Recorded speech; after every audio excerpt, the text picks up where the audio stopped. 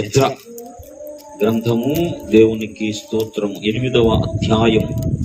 Ezra గ్రంథము 8వ అధ్యాయము 22వ వాక్యాన్ని చదువుతూ మీ దృష్టికి తీసుకొస్తూ ఉన్నాను. పిల్లరా, మేలు కలుగుటకై ఆయనను ఆశ్రయించు వారందరికీ మా దేవుని హస్తము తోడుగా ఉండును గాని ఆయన హస్తమును ఆయన ఉగ్రతయు ఆయనను విసర్జించు వారందరి మీదికి వచ్చునని మేము రాజుతో చెప్పి ఉంటిమి.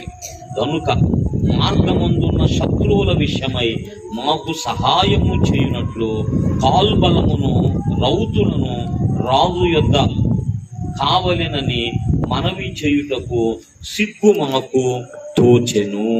దేవుడి పరిశుద్ధ వాక్యాన్ని మనందరి వినికిడిలో ధ్యానములో దీవించును గాక. దేవుని పరిశుద్ధాత్మ మనలను దర్శించును గాక. తన వాక్య సత్యము మనకు నేర్పించును గాక.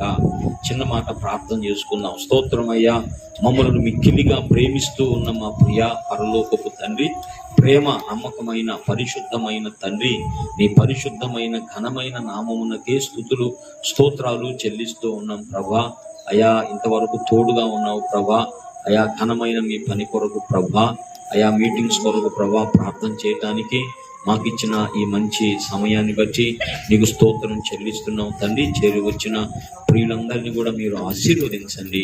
సంఘమంతటిని కూడా ప్రభా దీవించమని ప్రార్థన చేస్తూ ఉన్నాం ప్రభా. నా తండ్రి నీకు స్తోత్రం. ఇప్పుడు నాయన నీ వాక్యములు వినాలని మేము ఆశిస్తున్నాం, ప్రార్థన చేస్తున్నాం. మాకు అవసరమైన మీ జీవాన్ని మాకు అనుగ్రహించి మమ్మల్ని ఆశీర్వదించమని ఘనత మహిమ ప్రభావాలు మీకే చెల్లిస్తూ మీ దాసుడను మీ సేవకుడనైన నన్ను మీ పరిశుద్ధ పాదాలకు అప్పగించుకుంటూ యేసు ప్రభు గొప్ప నామమున ఉన్నత పరిశుద్ధమైన నామమున స్తుతించి స్తోత్రాలు చెల్లించి ప్రార్థిస్తూ ఉన్నాను తండ్రి. ఆమేన్. దేవునికి మహిమ కలుగును గాక. హల్లెలూయా, హల్లెలూయా.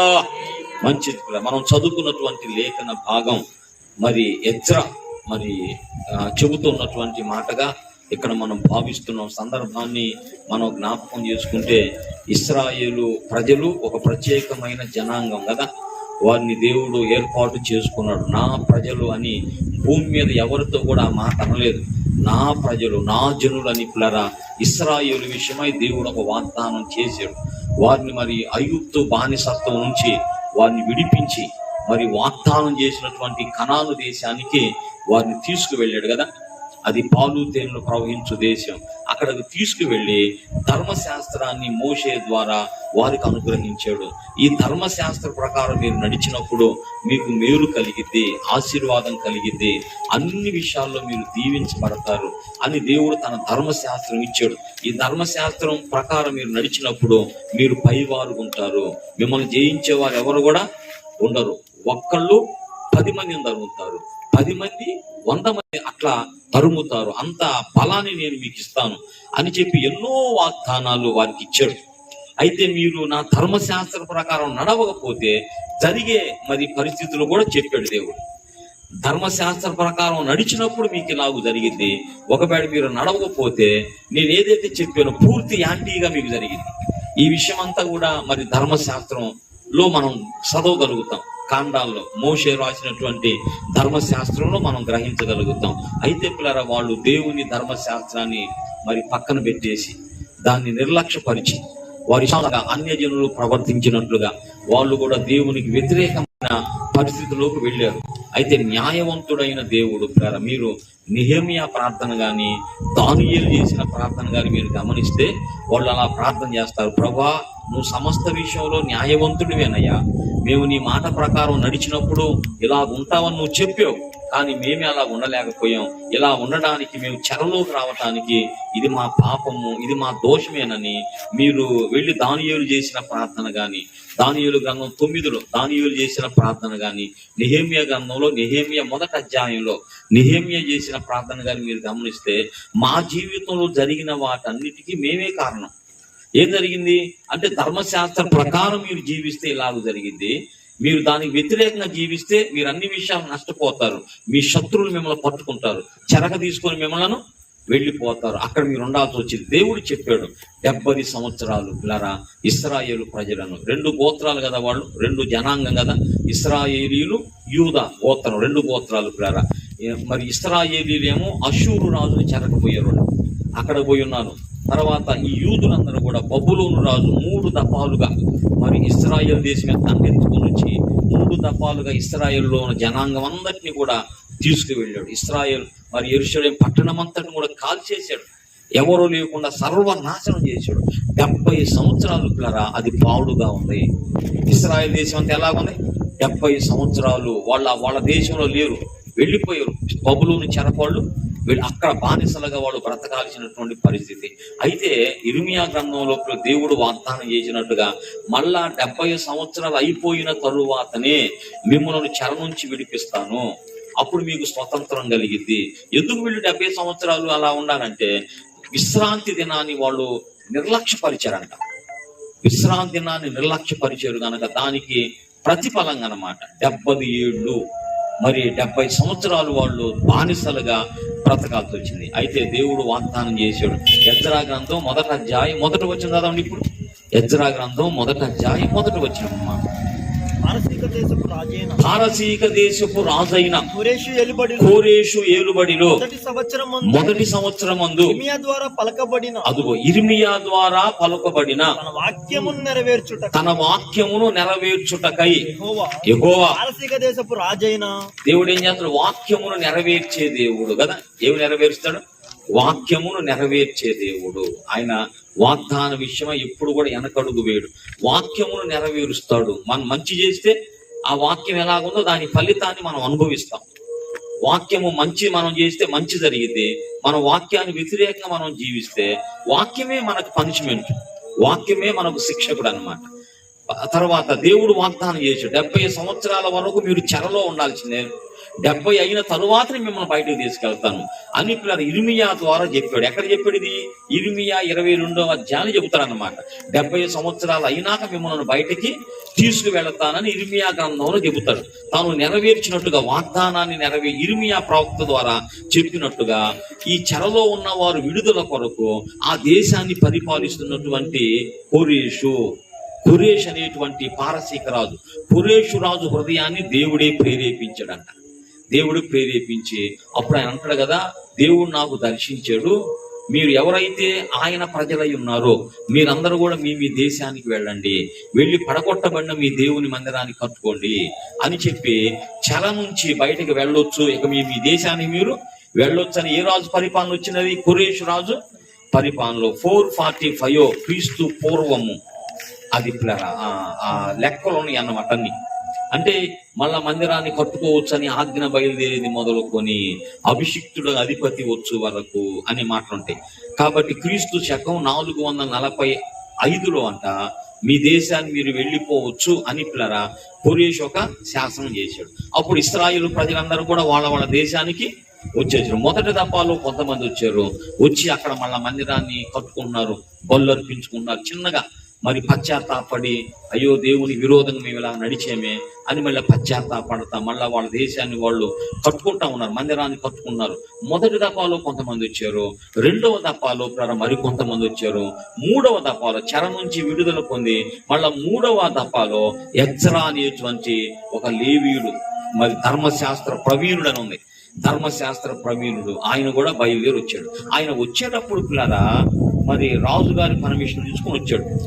రాజు సన్నిధిలో ఘనమైనటువంటి వాడు ఎజ్రా వచ్చేటప్పుడు ఇలాగ వెళుతున్నానంటే రాజు కూడా దయపడి ఆయన మీద అలాగ వెళ్ళు, నువ్వు చేయాల్సిన పని చేయని. ఆనాడు బబులోను రాజు మరి ఏదైతే యెరూషలేము మందిరంలోంచి దోసుకొని వెళ్ళాడో అదంతా కూడా మళ్ళీ ఎజ్రాకి ఇచ్చాడు. ఎంత అద్భుతమైన దేవుడు పిల్లలు, అంత శత్రువులు ఏమీ చేయలేరు కదా. దావీదు విషయం కూడా ఇలాగ ఉండింది. దావీదు ఒక సందర్భంలో శత్రువుతో మరి స్నేహం చేసినప్పుడు అమాలేకులు వచ్చి దావీదుకున్నదంతా దోచుకొని పోతారు కదా. మళ్ళా దేవుని వైపు దావీదు చూసినప్పుడు ఏం జరిగిందంట? మళ్ళా అంతా తెచ్చుకున్నాడంట కదా. అంతా ఏదొక్కడు కూడా నష్టపోకుండా పోగొట్టుకున్నదంతా కూడా ఎక్కడ ఈ పాటలో ఉందాం ఇది దావీదు రాజు దీనుడై వేడ, దావీదు రాజు దీనుడై వేడ, అవనిలో పొందిన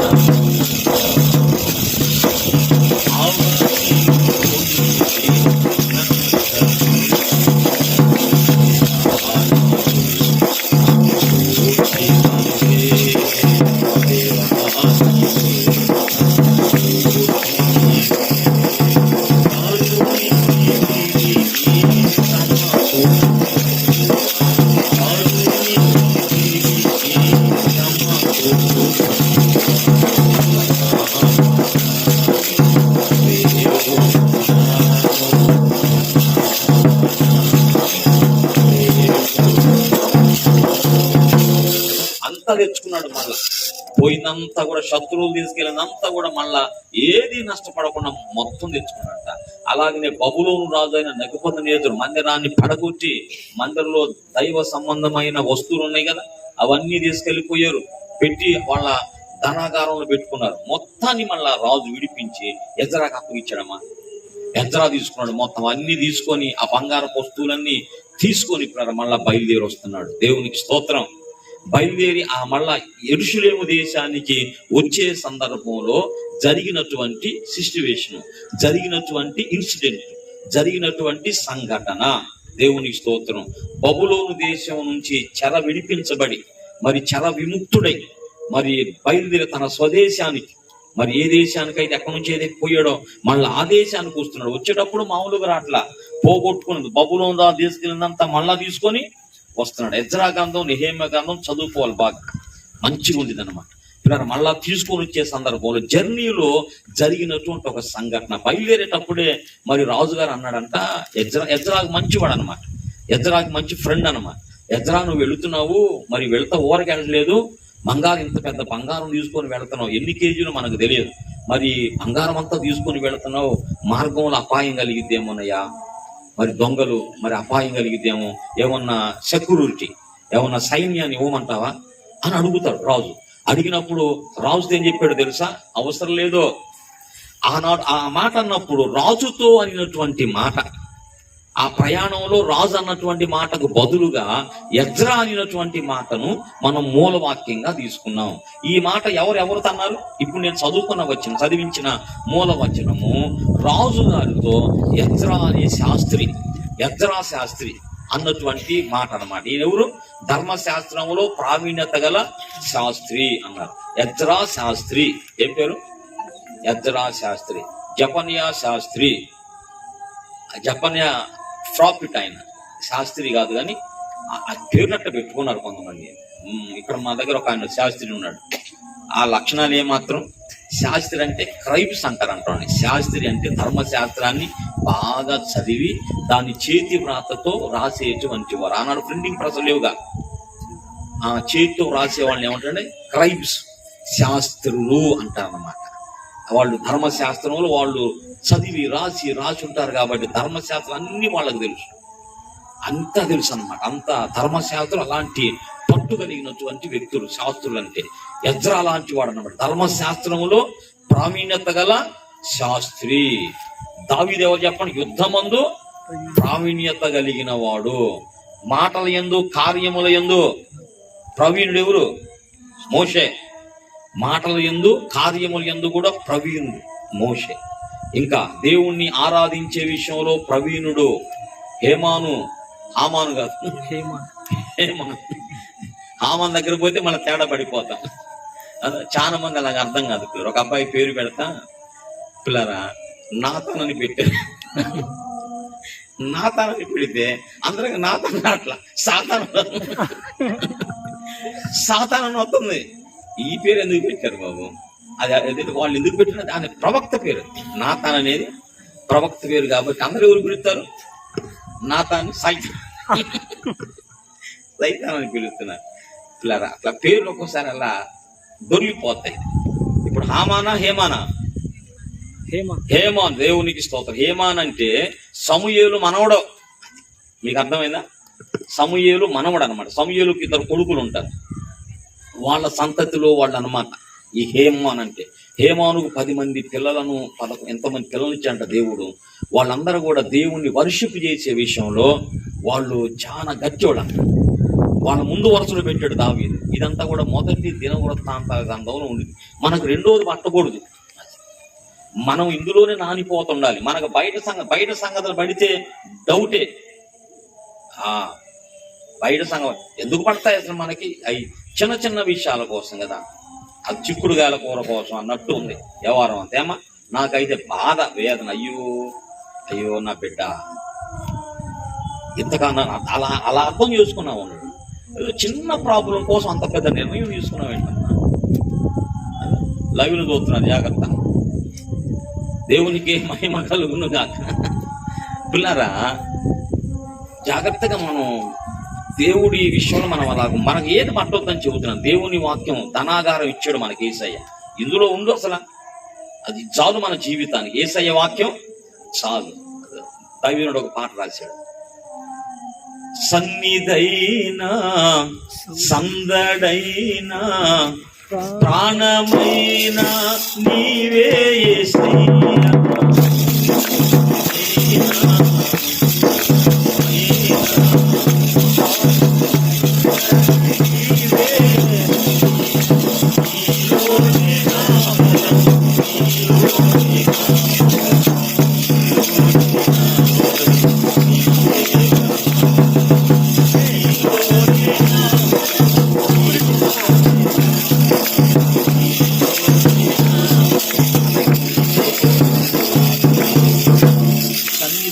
సందడైన సౌఖ్యమైన నువ్వే కదయ్యా. ఇది నిజమైనటువంటి సాక్ష్యం. అంటే ఇంకా నాకు సందడి ఎక్కడది, నాకు సంతోషం ఎక్కడా, నాకు ఆనందం ఎక్కడా, అంత నీలో కదా. ఇలాంటి పాట కూడా దివ్యా ప్రసాద్ గారు రాశాడు. అదే పాట అది కూడా, నువ్వే కదయ్యా అనే పాట. నాకు అన్ని నువ్వేనయ్యా అంటాడు ఆ పాటలు ఆయన. అట్లా ఉండాలి దేవుని పిల్లలు. దేవుడు దొరికాడు మనకి. ఆయనకంటే మనకు కావాల్సింది ఏముంది? ఇక ఆయనకంటే సంతోషం మనకి ఎక్కడ ఉంది? పిల్లలు నేనేం చెబుతానంటే, దేవుని వాక్యంలోని మనం మునుగుతా తెలుతా ఉండాలి అని చెబుతున్నాయి. దినవృత్తాంతాల గ్రంథం చదివితే ఈ జాతులు వాళ్ళ విషయాలన్నీ కూడా రాయబడతాయి. విసుకోకుండా చదవాలి అక్కడ. అది బాగా విసుకొచ్చేది ఏంటంటే, ఏం చెప్పండి, మొదటి దినవృత్తాంతాల గ్రంథం యెహోషువ 10 దాటేమంటే ఇక 21 దాకా కూడా ఆ స్వాస్థ్యాలు ఈ స్వాస్థ్యాలు వాళ్ళకి వీళ్ళకని ఉంటాయి. జాగ్రత్త. అయినా కూడా చదవాలి దేవుని వాక్యం కాబట్టి. ఇది బ్రదర్ చెప్పాను, బ్రదర్ చెప్పాడు, దేవుని వాక్యం దాటయ్యొద్దు మీరు. అట్లా ఉన్నా కూడా దాన్ని చదవండి దేవుని వాక్యం. చదివినప్పుడు దేవుడు మంచిగా మనతో మాట్లాడతారు. కొంతమంది ఎత్తేస్తారంట. చాలా నాకు కూడా కనిపించింది చాలా సార్లు.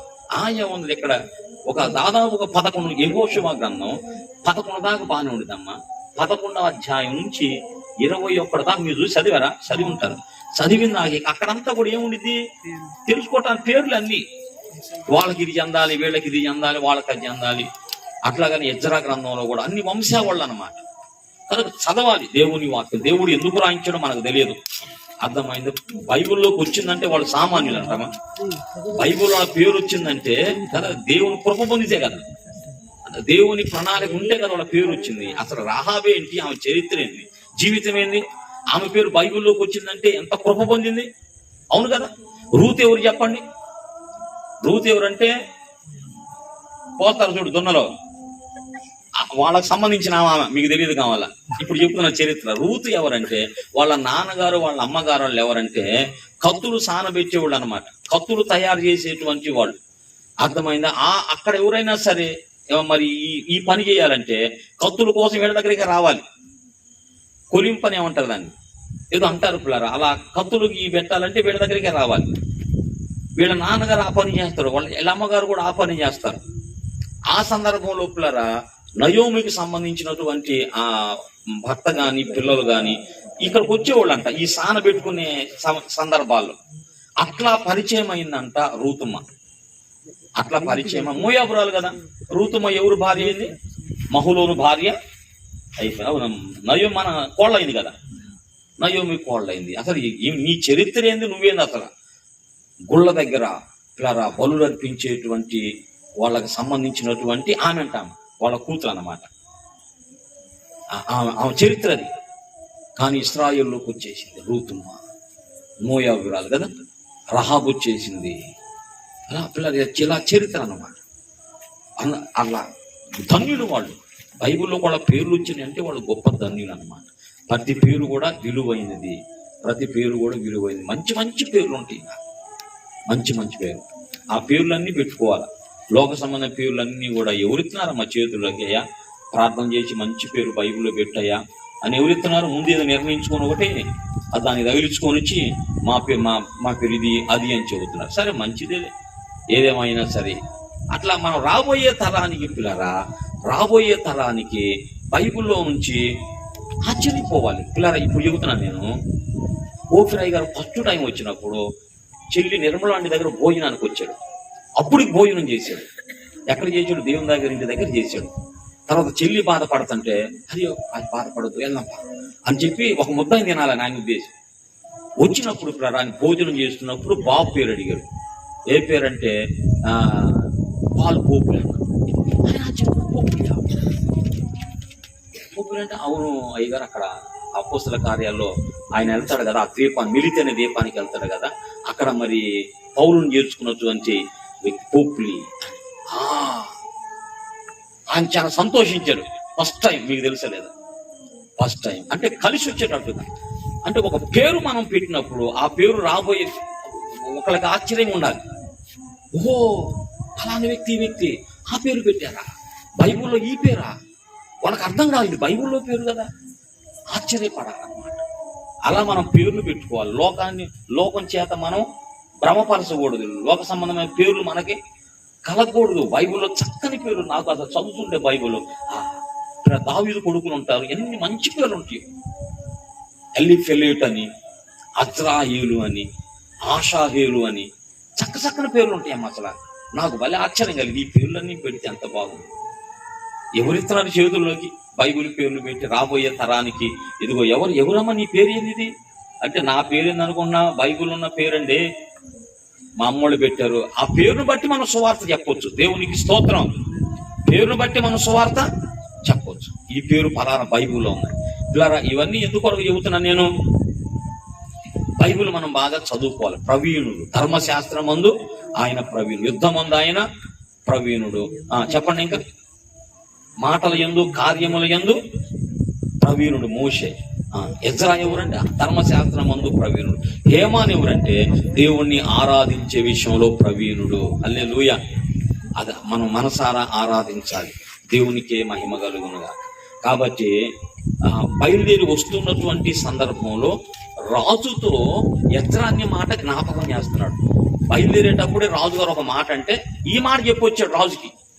చెప్పొచ్చాడు. ఏం చెప్పాడంట? ఇది రాజుతో ఎజ్రా చెప్పిన మాట.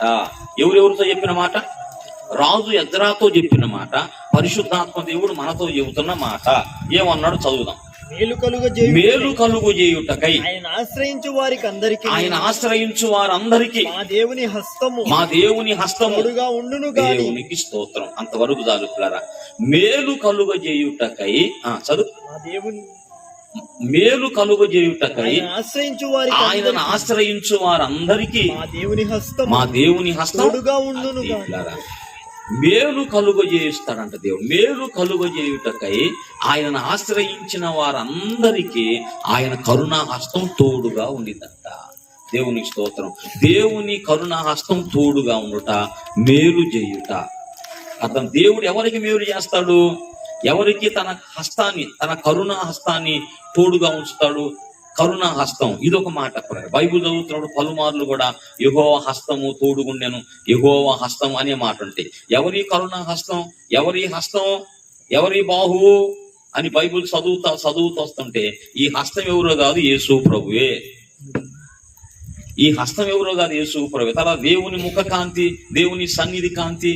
కాంతి కాంతి ఎవరి కాంతి? యేసు ప్రభు. బైబిల్ చదవాలి బాగా. బైబిల్ చదువుతున్నప్పుడు ఈ విషయాలన్నీ కూడా మనకు అర్థమైపోతుంటాయి. కాంతి ఎవరో కాదు, యేసు ప్రభువే అని ఎప్పుడైనా చెబుతాం భవిష్యత్తులో మీకు పిల్లరా. ఈ హస్తం ఎవరో కాదు, యేసు ప్రభువుకున్న అనేకమైన నామధేయాలలో హస్తము అనేది ఒకటి. ఆయన పేరే బాహు. యేసు ప్రభు పేరేంది? దేవుని హస్తము, దక్షిణ హస్తము, కరుణా హస్తము. అది యేసు ప్రభువుకున్న పేరు. ఇప్పుడు పిల్లరా, దేవుని కరుణా హస్తము తోడుగా ఉండాలన్నా, దేవుడు మనకు మేలు చేయాలన్నా ఎవరికంటే ఇది దేవుని తోడు, దేవుని మేలులు ఎవరి కోసం ఉన్నాయి? అది ఆ మాట కోసం. ఎవరైతే ఆయనను ఆశ్రయించేవారుగా ఉంటారో, ఆయనను ఆశ్రయించేవారు ఉంటారు. అయ్యా, నా కాపుదల నువ్వే, నా భద్రత నువ్వే, నా పోషణ నువ్వే ప్రభువా. నేను వేలు పెట్టి సెక్యూరిటీ పెట్టుకోలేనయ్యా ప్రభువా, నన్ను కాపాడేవాడు నువ్వు, నన్ను కాపాడేవాడు ఆయన, నాకు ఆరోగ్యం ఇచ్చేవాడు ఆయన, నాకు ఆహారం ఇచ్చేవాడు ఆయన. ఆయనే అన్ని మాకు ఆయనే, అన్ని మాకు ఆయన. ముందు వెనుక ఆయన ఆవరించి ఉంటాడు. ఆయనే మా కాపరి, ఆయనే మా రక్షకుడు, ఆయనే మా సహాయకుడు. అవును కదా పులరా, నేను మొన్న ఇటీవల ఎప్పుడు చెప్పా, శుక్రవారం, ఎవరైతే ప్రభు నమ్మారో వారికి యేసు ప్రభు సర్వమై ఉన్నాడు. ఎవరైతే నమ్మారో ఆయనే సర్వం, ఆయనే మనకు సర్వం, ఆయనే మనకు రక్షకుడు, ఆయనే మనకు వైద్యుడు, ఆయనే మనకు సహాయకుడు, ఆయనే ఇంకెవరు లేరు. అన్ని పాత్రల్లో ప్రభు మనకు ప్రత్యక్షమవుతాడు. ఏది నీకు అవసరమైందో ఆ పాత్రలోకి ప్రభుని వచ్చేస్తాడు. అర్థమైందా? జ్ఞానాన్ని బోధించడానికి చక్కని గురువు అయిపోతాడు యేసు, రక్షించడానికి రక్షకుడు అయిపోతాడు, కాపరైపోతాడు. అదా పిల్లరా, దేవునికి స్తోత్రం. ప్రతి కాపరి 2 పనులు చేయాలి, ఏదో ఒక పనులు మిస్ అవుతాడు. అదో నేను అనుకుంటా, ఒక్కోసారి మేపే విషయంలో బలవంతునేమో కానీ కాచే విషయంలో బలహీనుని అనుకుంటా. కరెక్ట్ కదా?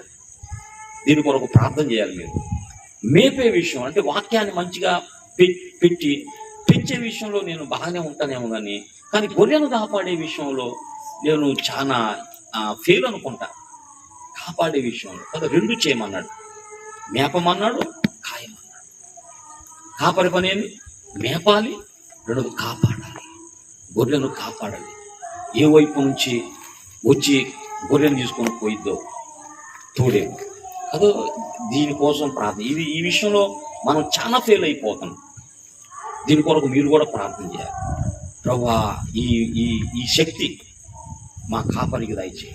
మంచివైన వాక్యం, మంచి వాక్యాలు తీసుకొచ్చి చెప్తున్నాడు కానీ ఎందుకో గొర్రెలను కాపాడుకునే విషయంలో, మందను కాపాడే విషయంలో ఫెయిల్ అయిపోతున్నాడు. ప్రతి సంవత్సరం ఏదో ఒకటి జరిగిపోతుంది.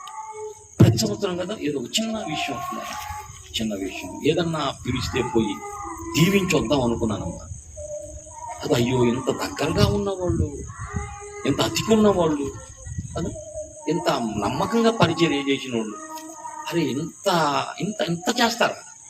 ఇంత కఠినమైన నిర్ణయాలు తీసుకుంటారా? అది చి అన్నట్టు కదా. అది అంతా దగ్గర ఉన్న వాళ్ళు ఎత్తి అవతలేస్తారు. ఒక్కోసారి మనుషుల విషయాలు అలా ఉంటే నేను అనుకున్నాను, ఏదన్నా ఉంటే ఒక తండ్రిగా, కాపరిగా వాళ్ళని బ్లడ్ చేసి వద్దాం, దీవించి రావాలి. అది అన్నాడు. ఏమి లేదు,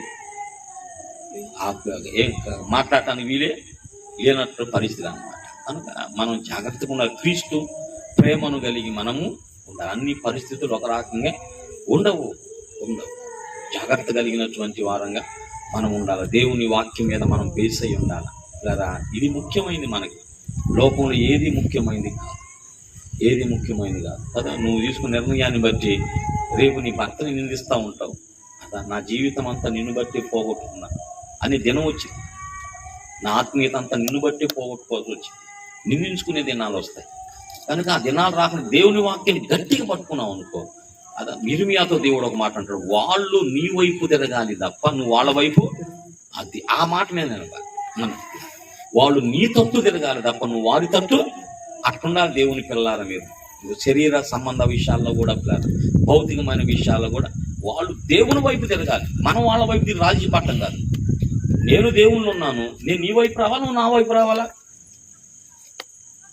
అంత కోపం వెళ్ళేటప్పుడు ఆగవయ్యాకు వచ్చే బాబు, ఏదంత కోపపడతావు? ఎందుకు అంటున్నాడో కొంత ఆలోచిద్దాం. అట్లా సపోర్ట్ చేస్తావా? భవిష్యత్తులో నువ్వే నష్టపోతావు. అర్థమైంది? నువ్వు ఎవరికి సపోర్ట్ చేసావు? ఎవరి మాట ప్రామాణికంగా తీసుకున్నావు? అది కొంచెం ఆగు. ఎందుకు అంటున్నా అన్నీ ఎందుకు అన్నాడు? దాని ఏమైనా కారణం ఏందో చెబుతున్నాడు కదా. ఇలా దేవునికి స్తోత్రం. నేను ఏం చెబుతున్నానంటే, దేవుని హస్తం ఎవరికి తోడుగుండిద్ది? అది ఆ మాట ఆశ్రయించాలి. ఆయన హస్తం ఎవరికి మేలు చేస్తాడు అంటే ఆశ్రయించిన వాడికి మేలు చేస్తాడు. నేను దేవుణ్ణి ఆశ్రయించి ఉన్నాను, నువ్వు దేవుణ్ణి ఆశ్రయించి ఉన్నావు అంటే అది గుర్తుగా ఉంటాయా? అవును, నేను దేవుణ్ణి ఆశ్రయించి ఉన్నాను, నువ్వు దేవుణ్ణి ఆశ్రయించి ఉన్నావు అన్నదాని గుర్తు ఏమైనా ఉన్నాయా? ఇంకెక్కువ ఎందుకు చెప్పుకోవాలి, సమయం అయిపోతుంది. ఆ గుర్తు ఏంటంటే ఈ రాత్రి మనం అందరం ప్రభు పాదాల దగ్గర ఉంటామే. నేను దేవుణ్ణి ఆశ్రయించి గట్టిగా ఆయన పాదాలే పట్టుకున్నాను, మరొకటి నేను పట్టుకోలేదు అంటానికి ఈ గుర్తేంది? ఈ రాత్రి మనం అందరం ఇక్కడ ఉన్నాం. ఇక్కడ ఉన్నామంటే దాని అర్థం ఏంది? ఆశ్రయించి ఉన్నాము.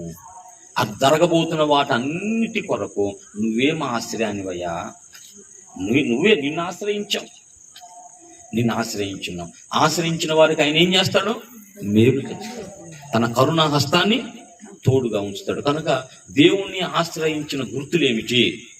ఒక వ్యక్తి దేవుణ్ణి ఆశ్రయించుంటే అతనిలో ఏం కనపడిద్ది? సన్నిధి కనపడిద్ది, సహవాసం కనపడిద్ది, ప్రార్థన కనపడిద్ది, త్యాగం కనపడిద్ది. మీకు అర్థమవుతుందా? నేను దేవుణ్ణి ఆశ్రయించున్నాను అనేదాన్ని త్యాగం కూడా కనపడాలి. ఏదైనా ఒక విషయాన్ని చెప్పాలంటే కొన్ని విషయాలు నేను అట్లా చెప్తున్నాను, కానీ కొన్ని విషయాలు చెప్పలేకపోతున్నానమ్మా. ఎందుకు నా మీద నిందే వేస్తున్నారు. ఇల్లు అమ్ముకొని చర్చి కట్టిన నేను నా మీద డబ్బు నిందే వేస్తున్నారమ్మా. అది నాకు బాధకుంటుంది. చెప్పకపోతే ఇది వాక్యం, చెప్పకపోతే ఎట్లా? నువ్వు దేవుని బిడ్డవై ఉండి సంఘంలో నీకు ఒక బాధ్యత ఉంది, అవును కదా? నువ్వు ఒక చెట్టు అయితే నువ్వు ఒక కొమ్మవే కదా. సంఘం అనే చెట్టు అయితే నువ్వెవరు అవుతావు? ఒక కొమ్మవే కదా. మరి బాధ్యత లేదేంది నీకు? అసలు ఆ పట్టింపు లేదేంది? ఆ గ్రహింపు లేదేంది? బాధ కలిగింది కదా. అయ్యో, మరి ఇలా జరుగుతుంది కదా. పెద్ద పని ఎత్తుని పెట్టుకున్నాడు. ఎందుకు పెట్టుకున్నావు? దీంతో స్వార్థంగా ఆలోచిస్తే ఇంకో పని జరగదు. వ్యక్తిగతమైన పని జరిగిద్దా లేదా? మరి ఇది ఎవరి పని? దేవుని పని కదా. మరి దేవుని సంఘంలో నువ్వు ఒక చెట్టు కొమ్మ అయినప్పుడు దాని కొరకైనా మీరందరూ, మిమ్మల్ని గురించి అంటలేదు, మీరు బాధ్యత కలిగిన పెట్టారు. బాధ్యత ఉంది కాబట్టి యేసయ్య పాదాల దగ్గర కూర్చున్నాం, ఆశ్రయించున్నాం. కొంతమంది అలా గ్రహింపు లేకుండా ఉన్నారు. ఏమిటి? ఆత్మీయ అవగాహన లేదు. ఏమిటి? నేను అంటాను వాళ్ళు అవసరం అంటమ్మా, నాకు చెప్పండి, మీరు చాలరా నాకు. ఈ మాట మీద ఉంటాను ఎప్పుడైనా సరే.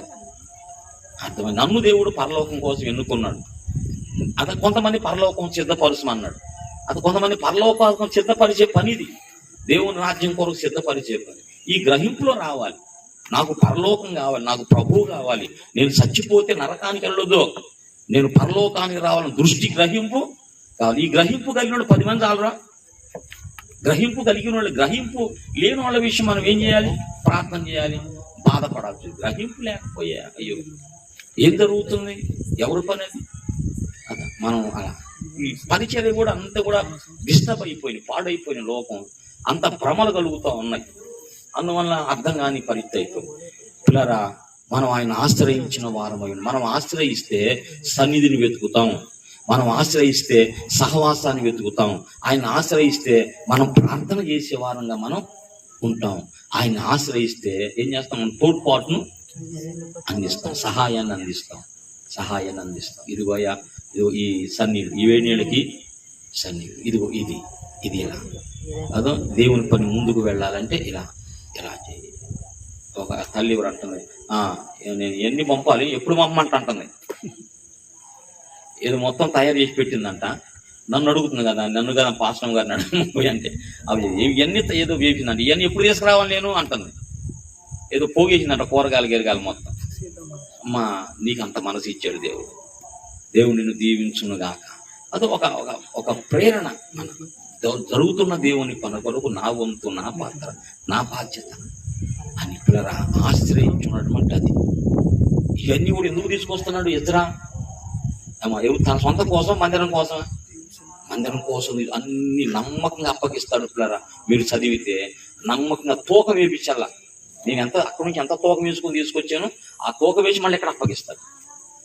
ఇది దేవుని పని కొరకు, దేవుని మందిరం కొరకు, దేవుని మహిమ కోసం. పిల్లరా, ఆశ్రయించిన వారి గుర్తులు మనలో ఉండాలి. ఆశ్రయించినప్పుడు మనం ఏం చేస్తున్నా కూడా ప్రభువుని స్తుతిస్తాం, ప్రభువా సహాయం చేయి. అది ఆశ్రయించినటువంటి వారి గుర్తులు. అర్థమైందా? ఇజ్రాయేల్ ఆయన గారు, ఆయన నోటి ఎప్పుడు స్తుతి ఉండేదంట. అది ఏ గుర్తు అంటే ఆశ్రయించిన వారి యొక్క గుర్తు. అది హృదయం నుంచి ఎప్పుడేమొచ్చింది? స్తుతి పలుకుతుంది, స్తుతి వస్తా ఉంది, స్తుతి వస్తా ఉంది. కానీ అది ఆశ్రయించిన వారి గుర్తును. ఆశ్రయించకపోతే ప్రతి సందర్భంలో దేవుని స్తుతించాలి. ఈ పని కొరకు స్తుతించాలి, ఈ పని కొరకు స్తుతించాలి. ప్రతిది కూడా దేవుణ్ణి దృష్టిలో పెట్టుకొని చేస్తారు. నేను ముగిస్తా ఉన్నాను. ఆశ్రయించిన వారి గుర్తులు మనకున్నారు. మనం ఆశ్రయించిన వారికి దేవుడు ఏం చేస్తాడంట? మేలు చేస్తాడు. తన కరుణ హస్తాన్ని తోడుగా, అయ్యా నీ సైన్యం మాకేం అవసరంలా, మేము దేవుణ్ణి ఆశ్రయించిన వాళ్ళం కాబట్టి ఆయన కరుణ హస్తం మాకు తోడుగుండింది, నీ సెక్యూరిటీ మాకు అవసరం లేదు అని వచ్చాడు. మా కాపుదల అవసరం, దేవుడే కాపుదల, ఆయన మాకు తోడుగా ఉంటాడు. కాబట్టి అలాంటి ధైర్యం అన్నమాట. అవసరం ప్రభు ఉన్నాడు. ఆయన ఆశ్రయించిన వారమై గనక మనం ఉన్నట్లయితే అన్ని కూడా ఆయనే చూసుకుంటాడు. మేలు చేసే దేవుని ఆశ్రయించిన వారికి ఏం చేస్తాడు? మేలు చేస్తాడు. కనుక పిల్లలు ఆయన ఆశ్రయించిన వారిగా ఉందాం. ఆ గుర్తులు మనలో కనబడేటట్టుగా మనం బ్రతుకుదాం. దేవుడి వాక్యము మనందరి కొరకు దీవించును గాక. ఆయన కరుణ హస్తము తోడయుండి మనము కార్యములు జరిగించును గాక.